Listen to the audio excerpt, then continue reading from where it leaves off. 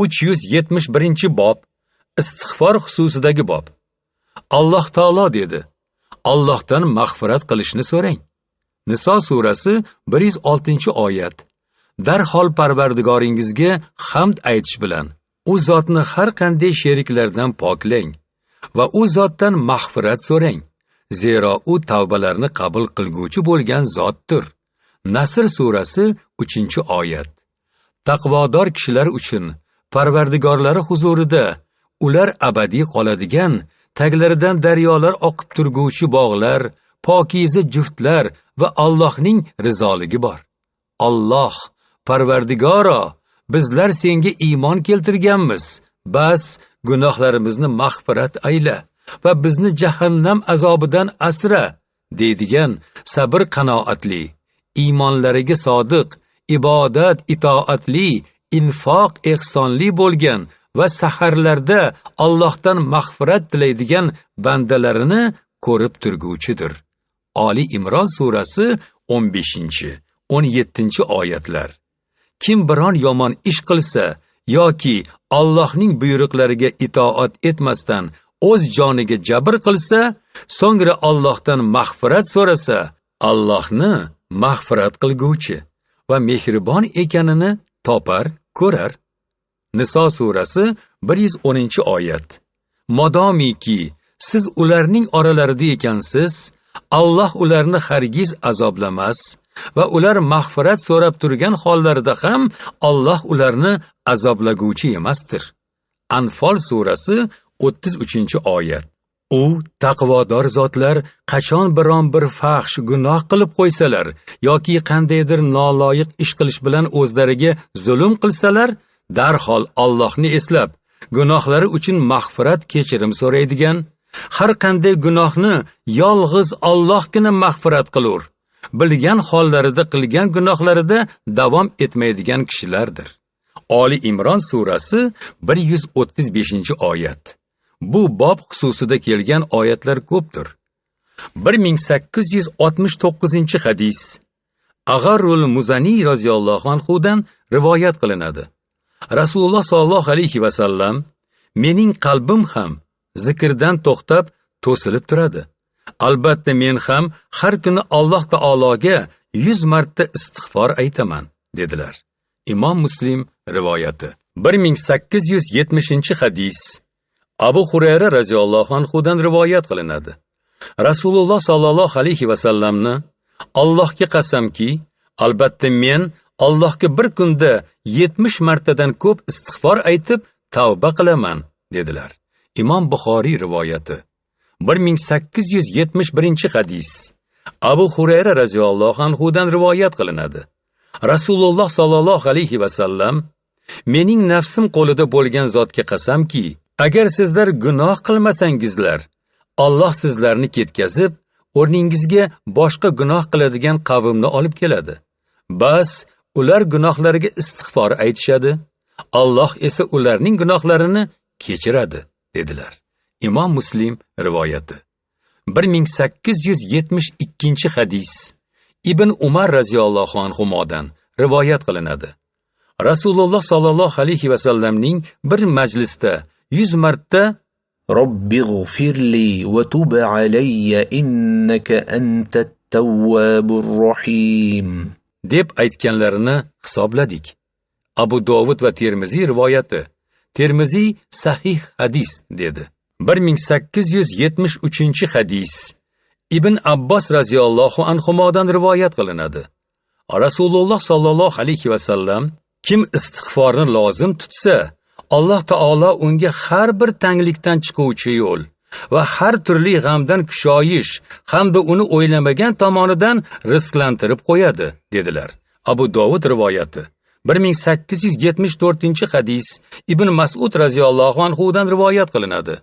Rasululloh sollallohu alayhi va sallam: kim Astaghfirullahallazi la ilaha illa huval hayyul qayyum va atubu ilayh deb aytsa, urushdan qochgandagi gunoh ham kechirib yuboriladi, dedilar. Ma'nosi: barhayot, tirik Allohdan afv etishini so'rayman va unga tavba qilaman. Abu Dovud, Termiziy va Hokim rivoyati.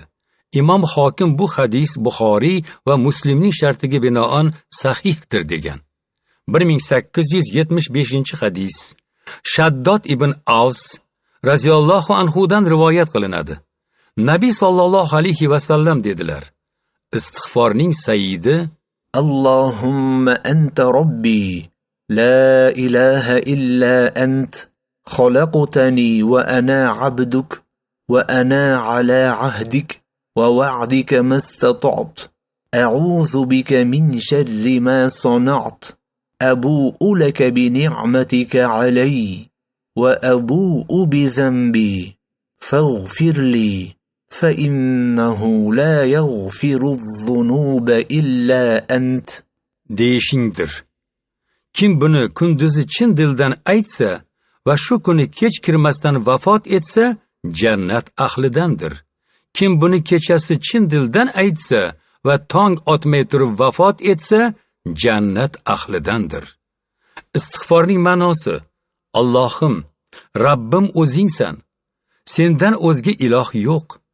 Meni sen yaratgansan va men sening qulingman.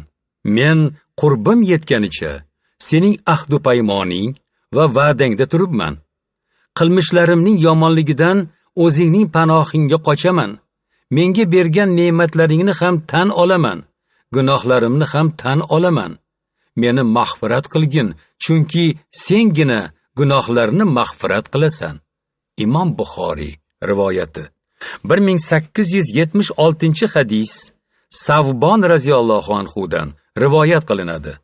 Rasululloh sollallohu alayhi va sallam namozni tugatsalar 3 marta Astaghfirulloh deb so'ngra Allahumma antas salam wa minkas salam tabarakta ya zal jalali wal ikram deb aytardilar. Imom Muslim rivoyati. Ma'nosi: ey Allohim, sen salomsan va salom sendandir. Ey ulug' va hurmatli zot, sen barokatlisan. Mana shu hadis roviylaridan biri Avzoiyga istig'for nechuk bo'ladi deyilganda, u kishi Subhanallohi va bihamdih astaghfirulloh va atubu ilayh deyiladi deb aytdilar. 1877 hadis. Oysha raziyallohu anhodan rivoyat qilinadi. Rasululloh sollallohu alayhi va sallam vafot etishlaridan oldin, ya'ni Allohga hamd aytish ila uni poklab yod etaman. Allohga istig'for aytib tavba qilaman der edilar. Muttafaqun alayh. 1878 hadis. Anas raziyallohu anhudan rivoyat qilinadi. Rasululloh sollallohu alayhi va sallamni quyidagicha aytganlarini eshitdim. Alloh taolo dedi: ey odam bolasi, sen menga duo qilding va mendan umid qilding. Men esa sendagi narsani ahamiyat bermasdan kechirib yubordim. Ey odam bolasi, agar gunohing osmon buluticha bo'lsa ham, keyin menga istig'for aytsang, ahamiyat bermasdan gunohingni kechiraman. Ey odam bolasi, agar menga yer to'laligicha, hatto gunohlar bilan kelib, so'ngra biror narsani menga sherik qilmasdan yo'liqsang, gunohing to'laligicha mag'firat bilan senga boraman, dedi. Imom Termiziy rivoyat qilib, Hasan hadis dedi. 1879 hadis. Ibn Umar raziyallohu anhudan rivoyat qilinadi. Nabiy sollallohu alayhi va sallam: ey ayollar jamoasi, sadaqa beringlar va istig'for aytishni ko'paytiringlar. Chunki do'zax ahlining ko'pchiligini siz ayollardan tashkil topganini ko'rdim, deganlarida bir ayol: nima uchun do'zax ahlining aksariyati biz ayollardan tashkil topgan deganida u zot: la'natni ko'p aytasizlar va erlaringizga ko'p noshukrlik qilasizlar. Sizlarga o'xshagan aqli va dini noqislarni aql egalari ustidan g'olib bo'lishini ko'rmadim, dedilar. Haligi ayol: aqli va dini noqis deganingiz nima? deb so'ragan edi. U zot: ikkita ayolning guvohligi bitta erkak guvohligiga teng bo'lishi va hayz va nifos qoni ko'rganda namoz o'qimay turib qolgan kunlari aqli noqisligidir, dedilar. Imom Muslim rivoyati.